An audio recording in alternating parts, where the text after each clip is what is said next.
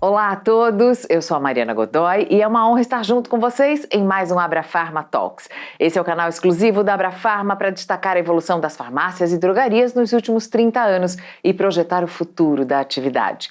No programa de hoje nós vamos relembrar um período de grandes mobilizações do varejo farmacêutico que certamente ajudaram a mudar o patamar da Abrafarma e reforçar o protagonismo do setor. Hoje temos a satisfação de receber Gilberto Martins Ferreira, presidente do Conselho Diretivo da Abrafarma entre os anos de 2002 e 2008 e também teve uma atuação de destaque na Drogaria São Paulo, onde chegou ao cargo de presidente executivo. Seja muito bem-vindo, Gilberto. Obrigado, Mari. É um prazer te receber aqui e para a gente falar sobre toda essa trajetória que você acompanhou muito de perto, acompanhou inclusive o movimento de consolidação da importância desse varejo farmacêutico, tanto na Abrafarma como numa rede que é referência para o setor. Na sua opinião, o que mais impulsionou as farmácias a alcançar esse patamar de excelência, de protagonismo? Eu acho que o setor percebeu uma oportunidade de apresentar cada vez mais produtos e atender melhor ao seu público, ou seja, se você pensar logo no início, as farmácias tinham um foco muito direcionado ao medicamento. Praticamente uma dispensação de medicamentos, né? Então, se você remeter no começo da Abrafarma, inclusive, foi essa virada de falar, poxa, eu sou um lugar que não sou só uma dispensação de medicamentos, né? Eu sou um centro de saúde e de bem-estar. Então, eu acho que isso, quem percebeu, conseguiu aproveitar isso, o público gostando disso, querendo isso, deu uma grande oportunidade de crescimento dessas grandes redes, né, que temos hoje. Durante a sua gestão, tiveram início também aquelas missões técnicas internacionais, elas foram também fundamentais para trazer algumas referências do exterior para o nosso mercado. Como é que foi o processo de idealização dessa atividade na Abrafarma? Como é que isso ajudou também o segmento? Veio muita inspiração de fora? Eu acho, não tenha dúvida alguma, né? Quando nós fomos nos primeiros eventos, era aquela admiração que a gente tinha. Hoje nós temos isso, das farmácias fazendo esse papel de centro de atendimento à saúde, ao bem-estar. Por que a gente não tem isso aqui, né? Então, isso a gente via em real. Tivemos a oportunidade de ver em várias feiras disso, principalmente nos Estados Unidos e na Inglaterra também. São modelos muito consolidados nesse sentido, né? Então, que países eu acho você que destaca? Isso todo mundo viu, entendeu? Quem estava lá nessas missões que eu digo, nesses eventos, percebeu isso. Puxa, aqui tem uma oportunidade pra gente, entendeu? Que países você destaca, então? Estados Unidos e na Europa e Inglaterra? Na Europa eu ponho a Inglaterra, né? Que é um modelo bastante parecido mais conosco, Brasil, do que até com os Estados Unidos, né? Porque na França continuam as pequenas farmácias, né? Só com remédios. Um pouquinho da parte de dermocosmético. Mas o que acontece? Há muitas restrições nessa parte da Europa, tá? Então ainda é meio monopólio, meio cartório, né? E no fim quem é prejudicado nisso é o próprio consumidor, né? Que não tem muito menos alternativa do que tem na Inglaterra ou nos Estados Unidos ou até mesmo aqui, eu digo, hoje em dia. Então, nessas experiências internacionais, você destaca os que mais te impressionaram, os que servem de parâmetro para o Brasil? Sem dúvida. Eu acho que a Boots, né, no caso na Inglaterra, e mesmo a CVS e a Walgreens são uma coisa assim, que é de admirar, né? Eu acho que a gente fez daquele início hoje, houve uma evolução muito grande, né? Hoje as farmácias são outras. Se você remeter qualquer um que teve experiência... Era isso que eu queria te perguntar. No começo, o brasileiro usou as farmácias estrangeiras como inspiração para montar, né? Sim. Agora, o que é que falta para a gente ter aqui um modelo que seja o Brasil a inspiração para outros países? Eu acho que nós caminhamos para isso, né, de certa forma. Eu acho que seriam de duas evoluções. Você sai de uma fase de a pequena farmácia, que é só dispensação de medicamento, para um centro de serviço de saúde, né? Eu acho que agora a próxima fase que está entrando é realmente uma prestação um pouco mais acurada, assim, se a pessoa está com um acompanhamento melhor, alguns exames, tipos de sangue que você pode estar fazendo na farmácia, vacinas. O que significa, na realidade, quando você fala um exame de sangue? Aí é uma coisa muito interessante, que é o seguinte, o Brasil se preocupa muito com a saúde, tanto é que a gente tem um SUS que é uma referência, pode ter uma dificuldade toda, mas ele é universal. Mas se você pensar bem, o que acontece dentro do SUS? Você simplesmente dá o foco para o doente. O que falta? A prevenção melhor, né? A verdade é o seguinte, se você fizer uma boa prevenção, as pessoas tiverem consciência disso e tomarem o medicamento corretamente, você vai ter menos internação. Então, acho que isso eu vejo na farmácia a oportunidade de você estar oferecendo certos exames muito simples, que para pessoas que não têm um poder aquisitivo, que está podendo ir em certos laboratórios na área de clínicas, poder estar acompanhando sua saúde de uma maneira barata e não ser internado, enfim, ter uma qualidade de vida melhor, né? Então eu vejo isso muito no futuro. Tem muitas boas práticas no exterior que também podem servir de modelo. O Brasil tem hoje um parâmetro muito alto. Agora, é preciso repensar barreiras regulatórias aqui no nosso país para ter mais investimento? Eu acho que sim, ainda tem bastante restrições, é muito demorado. Então, por exemplo, foi liberado vacina, mas isso foi uma luta de anos. Agora você fala, por que demorou tanto tempo? Eu estou falando, desde o início era uma luta de 20 anos, você ter disponibilidade de vacina, você dá injeção para vários tipos de tratamentos, medicamentos que são injetáveis, mas vacina não pode. Então, são coisas que você fala. Mas as clínicas particulares podem, né? Hoje, então, acho que aí um trabalho da Abrafarma efetivamente foi feito sobre isso. Então, uma luta ali de bater, porque, por exemplo, hoje foi conquistado os primeiros exames de sangue e as vacinas também liberadas, né? Hoje você faz um teste de Covid, inclusive, na farmácia e tal. Mas eu achei interessante que no Brasil a escolha do setor foi focar mais na área de saúde, porque você mencionou o Walgreens e eu vejo às vezes nos Estados Unidos o foco indo mais para um supermercado, mais para uma área de beleza do que para a área de saúde mesmo. Eu acho que esse é um desenho mais nosso, sem dúvida alguma. Você tem uma conveniência. Que é ótimo, fundamental. Que tem, mas o foco, acho que tem farmácias um pouco diferentes disso, mas de uma maneira geral, as farmácias, redes, ela tem um foco muito forte. Medicamentos, higiene, cuidados de beleza. Esse acho que é um desenho que funciona bem. Acho que teve no fundo é o seguinte, se está funcionando é porque teve uma adesão do cliente, né? Então, acho que isso é a resposta que você tem. O público gostou, mantém. E houve realmente, na parte de dermocosmético, essa parte de cuidados da pele, houve um crescimento muito grande.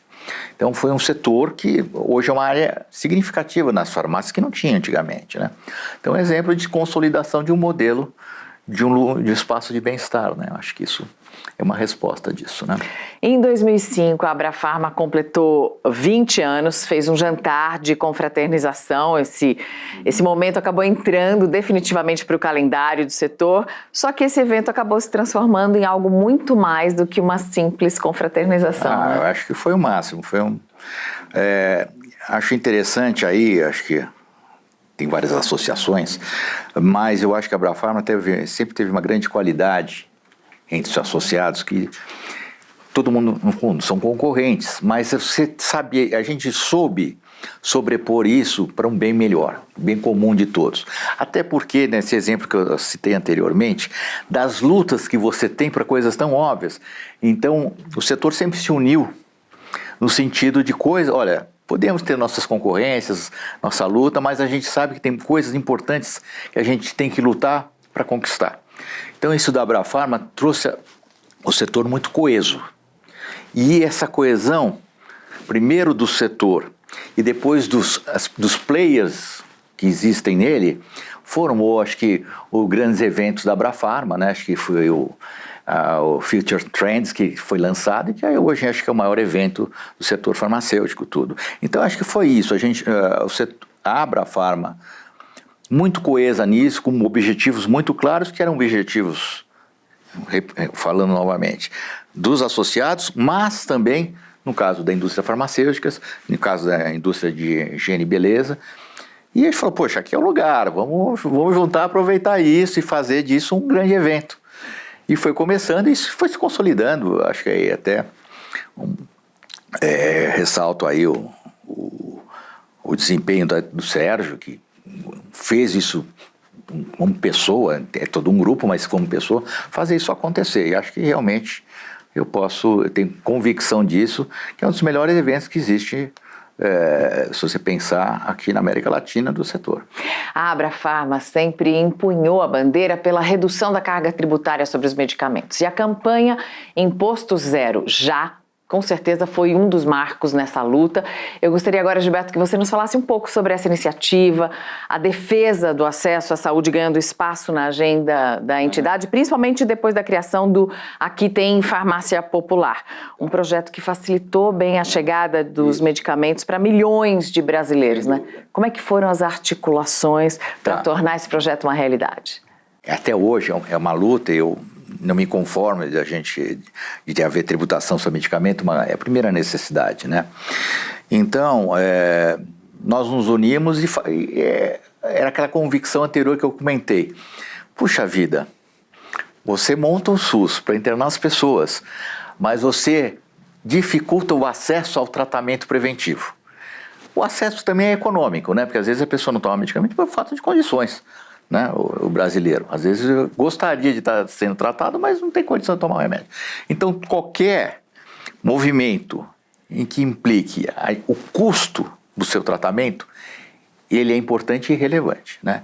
Então, a questão do imposto foi isso. Poxa, daí nós fizemos de assinaturas e levamos como um pedido popular disso, né? Fizemos uma frente perante um grupo de deputados. Quem liderou isso foi o deputado, na ocasião, Walter Hiroshi, para conseguir essa luta. Conseguimos? Não, mas alguns estados foram mais flexíveis e acabaram baixando um pouco o imposto, não reduziu a zero, mas houve algumas reduções. Então, não conseguimos tudo que queríamos, mas conseguimos alguma coisa, evidentemente. É um esforço incansável, né, da Abrafarma. E eu acho que tem que continuar, é eterno. Ainda volto, repito isso, puxa, se as pessoas se tratam melhor,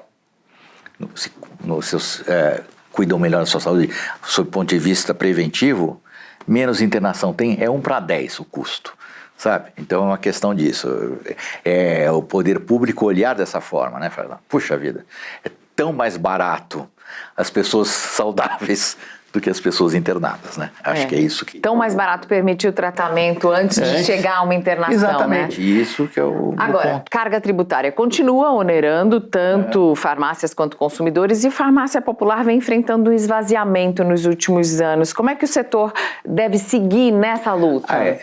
Não pode existir. Porque, infelizmente, é uma visão míope da coisa, né? Quer dizer, você está dando... Porque a farmácia popular são alguns tratamentos muito importantes, diabetes, colesterol, enfim, que se a pessoa... Estou repetindo um pouco. Se a pessoa não toma, acaba sendo internada. Não tem jeito, né? Então, quer dizer, você dá um acesso de medicamentos, o popular de graça, ou algum com valor muito, muito pequeno... essas pessoas estão sendo tratadas, né? Então é uma pena, eventualmente, o esvaziamento disso. O cara olha o orçamento de uma maneira muito limitada. Eu não tenho orçamento para isso, aí ele não percebe que, não tendo orçamento para isso, consequentemente, você tem um aumento até muito maior de internação, que é um custo muito maior. Então é uma luta que tem que continuar, sabe? Eu não sei como funcionam essas táticas, mas, por exemplo, quando eu quero alguma coisa, eu vou pelas beiradinhas, né?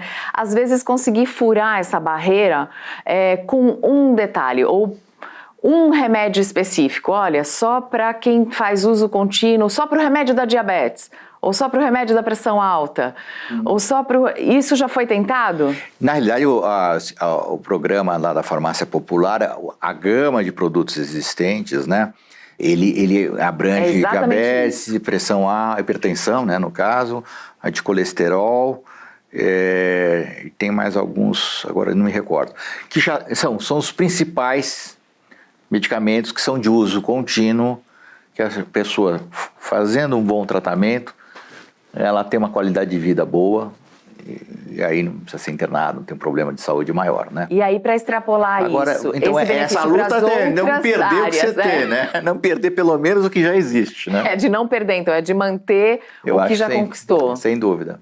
Essa deve ser o Eu foco. não estou mais no dia a dia do setor, mas eu diria que essa é uma luta que não pode deixar escapar, entendeu? Bom, você foi CEO da Farmax, depois você esteve à frente da Drogaria São Paulo, presenciou esse movimento de consolidação e de fusões no varejo farmacêutico. As grandes redes tendem a seguir esse caminho? Não, acho que sem dúvida, para minha própria experiência, né? No caso da Farmax, que eu era o único acionista, como você tem uma limitação de crescimento na ocasião, e aí eu me juntei com a Drogaria São Paulo, fizemos uma parceria, foi muito positivo isso, quer dizer, acho que no caso, tanto principalmente para a Drogaria São Paulo e para mim, posteriormente, já no grupo da Drogaria São Paulo, já na ocasião já era o CEO, houve a aquisição do Drogão e posteriormente a fusão com a Pacheco. Tudo isso de uma forma muito rápida e muito positiva. Eu acho que o tamanho faz uma diferença, porque é uma questão, pouca gente sabe disso, mas é uma questão de logística, sabe? A farmácia, aí eu vou falar perguntando a você como consumidor. Quando você chega na farmácia, a primeira coisa que você quer? Que tenha o remédio. A questão se tem preço ou não é a segunda. Você chegar lá e não ter é uma frustração. E para você ter o remédio sempre, o que você precisa, você tem toda uma logística. Tem que ter o estoque, né? Não, o estoque, são números bastante expressivos de quantidade de itens. Então, não é fácil, é uma gestão bastante complexa, é isso que eu quero dizer. Então, o tamanho faz diferença, entendeu? No contexto assim, se eu tenho muitas lojas, eu tenho centros de distribuições com velocidades grandes para repor o medicamento. Entende? E se então, não tem alguma loja, você pode me entregar dali a 2 horas em casa. E tem tudo isso. Então, a questão da logística. E não adianta falar, eu não vou ter um centro de distribuição se eu tenho 4 lojas. Não tem viabilidade econômica. Eu tenho um centro de distribuição para uma região pelo menos de 40, 50, 60 lojas. Então, eu estou colocando isso no contexto de quanto é importante você ter escala para ter, no fim, uma boa qualidade de atendimento. E claro que eu imagino que na hora de negociar com o fornecedor, o fato de ser uma rede consegue preços melhores, né? Então, aí eu mostrei 2 pontos, quer dizer, o ponto de custos, né? Quer dizer, claro, se você tem uma capacidade de compra maior, você tem condições melhores, né? Você tem a parte administrativa, que você dilui de uma forma bastante significativa também. E você tem a parte importante, que é para o cliente. Você atender ele muito rápido e ter qualidade e sempre ter os produtos quando ele deseja. Então, acho que esse tripé mostra um caminho de você ter tamanho, robustez mesmo. A gente já falou um pouquinho aqui sobre como eram as farmácias no passado, como elas devem seguir, mas eu gostaria de saber de você, para a nossa última pergunta, e é a mesma que eu faço para todos os entrevistados, como estarão as farmácias daqui a 30 anos? Olha, acho que eu sou muito otimista do setor, né? Eu acredito que esse processo de consolidação das grandes redes, ele continua. Eu tenho certeza que daqui a 30 anos nós vamos estar falando das redes nacionais e sim das redes brasileiras multinacionais. Eu vejo aí uma oportunidade em que o Brasil pode chegar a ficar pequeno para as redes e elas terem oportunidade de estar em outros países mesmo, né? Eu já tive uma oportunidade de estar vendo algumas redes em outros países, vou falar primeiro na América do Sul. Eu acho que a gente está uma distância bastante grande de qualidade, diferenciação aos players desses outros países. Então, acho grande oportunidade. E a gente começaria essa conquista do mundo por onde? Pela América do Sul ou já entra pela Europa? Eu acho que começaria pela América do Sul. se eu pudesse, se fosse uma decisão minha pessoal, eu acho que há mais oportunidades aqui na América do Sul. Gilberto, muito obrigada. Eu quero agradecer mais uma vez ao Gilberto Ferreira por essa conversa, Obrigado por ter destacado fatos tão simbólicos na trajetória da Abrafarma. Obrigada. Obrigado a vocês. Para ficar por dentro de tudo, para não perder nenhum capítulo do Abrafarma Talks, inscreva-se no nosso canal. Deixe seu like e assine as notificações. A gente espera você no próximo Abrafarma Talks. Até lá!